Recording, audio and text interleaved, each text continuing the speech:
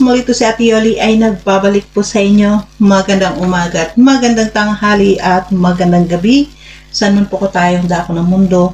Mapa-Pilipinas man po tayo or mapa-ibang bansa, nawan po ay nasa mabuting kalagayan po tayong lahat at walang anumang karamdaman sa ating mga katawan. Lalong-lalo na guys, ang ating mga kapwa OFW, mag-ingat po tayo kahit saan ng bansa po tayo dahil may mga mahal po tayo sa buhay na naghihintay po sa atin. So, ganun din po sa ating mga mami, mga daddy, ate, kuya, tito, tita, lolo at lola, mag-ingat po tayo sa Pilipinas po dahil mabuti na po yung doble ingat po tayo palagi. Di po ba?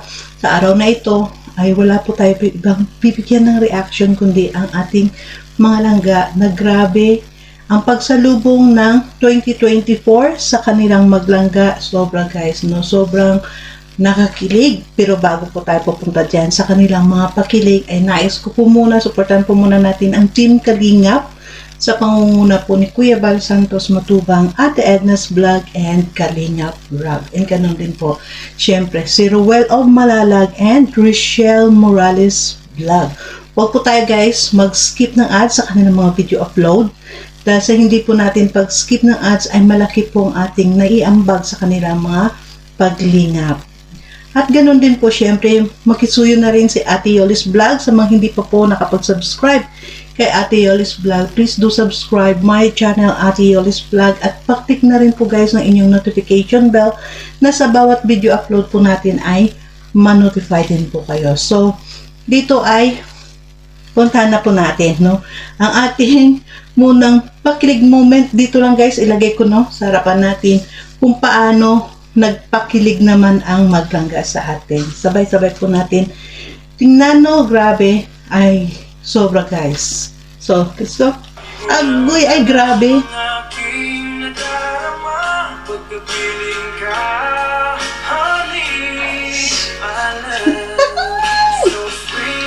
Ay, yakap ni Dodong, grabe, sobrang yakap talaga. Ay grabe guys, ang pagkakilig nilang dalawa, no, ang sobrang miss nila ang isa't isa. Oh. Wow, may pahalik pa si Dodong. Ayun. So, nandyan lang tayo guys. No? Nandyan lang tayo mga kalangga. Mga kalingap, hanggang dyan lang po tayo. No, grabe. Ay, grabe guys. Ang yakap. Ang yakap nilang dalawa. Parang ilang taon na hindi nagkita. Grabe, ito pala yung price, no, na matatanggap. Ang yakap talaga, grabe, sobrang yakap. At grabe, no, Dodong, grabe si Dodong Ruel, may pahalik na po, no. First time po natin lahat nakikita, mga kalangga, na si Dodong Ruel ay humalik sa pisngi ni Richelle, di po ba? Grabe, nakakaano naman. Alam niyo po ba ito dito na napanood ko ito? Humihiyaw ako mag-isa. Napanood ko ng mga kasamaan ko sa work. Tinitingnan ako kung anong hinihiyaw ko na about break time ko na kasi doon lang ako makapagpanood ng TV, ng YouTube, no, sa work ko. Kaya napatingin sa akin yung mga kasamahan ko, kumakain kami. Napatili ako dahil dito sa halik na ito ni Dodong Ruel. Grabe, at least nandiyan guys, napapakita na no nila. At ilang sandali na lang, ilang buwan na lang ang hintay natin, di ba? Ilang buwan na lang ang hintay natin na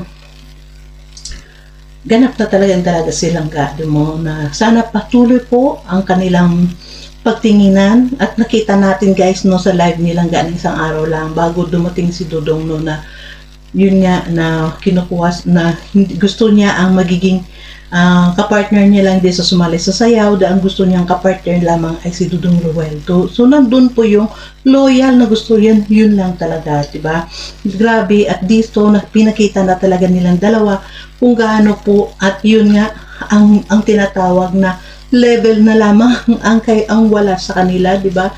Nakikita what we see, what we believe, diba? Yun ang makikita natin dito sa dalawa. Huwag tayong makinig sa mga haka-haka lamang. Kung anong nakikita natin sa kanila, yun po ang papaniwalaan natin, di ba?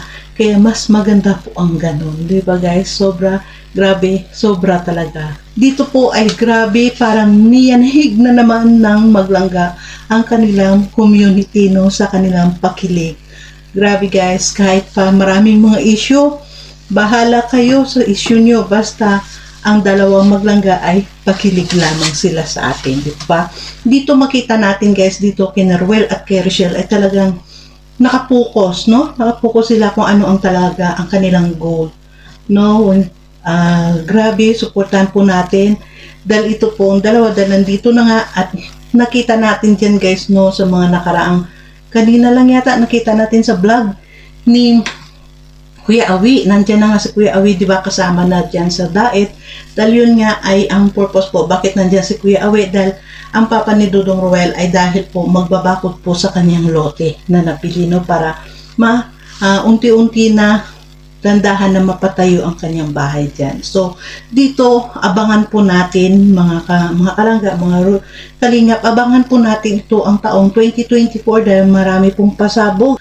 Ilang buwan na lang nga ba talaga guys, no, ay malapit na rin ang magganap na nasa tamang edad silang ga, di ba? At dito nakita natin ngayon, di ba? Si Rochelle ay talagang sobrang miss din si Dudong Ruel.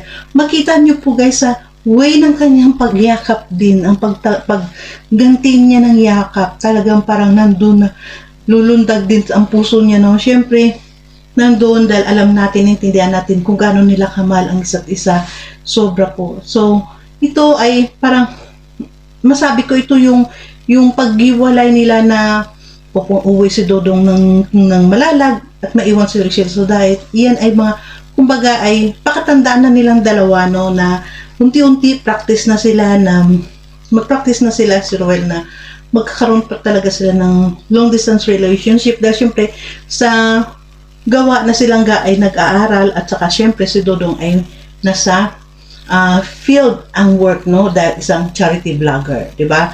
Dahil sa isang charity vlogger, hindi po natin alam na minsan ay kung saan po makarating sa pagcha-charity, di ba? Dahil syempre pangarap din ni Dudong Ruel na lumago ang kanyang channel, kaya kailangan talaga niya rin ng adventure, di po ba guys? Kaya abangan nyo po, abangan po natin lahat. Itong taong 2024 ay grabe ang mga kaganapan, no, maabangan natin, makikita natin sa kanila at sa buong team Kalingap.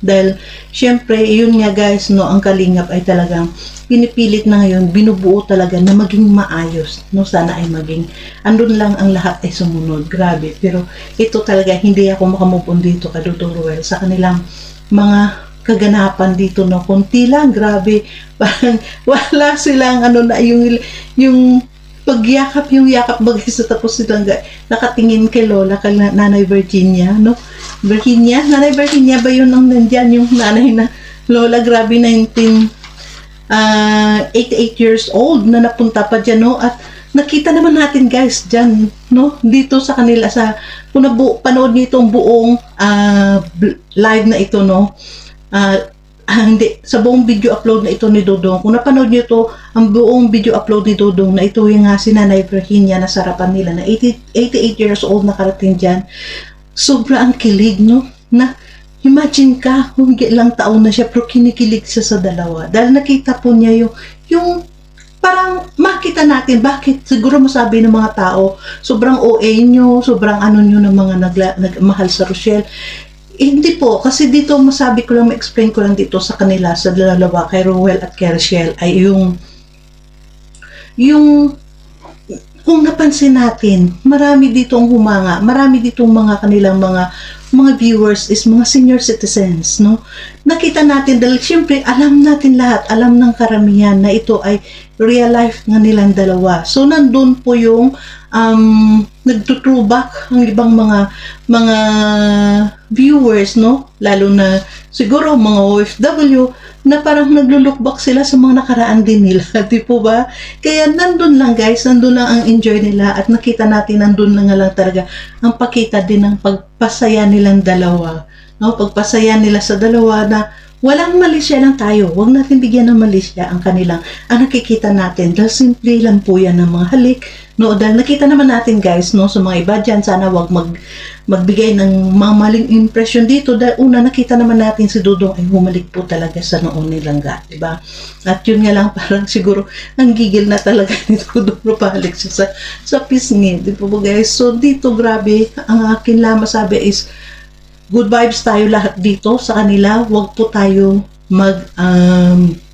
accept ng mga negativity.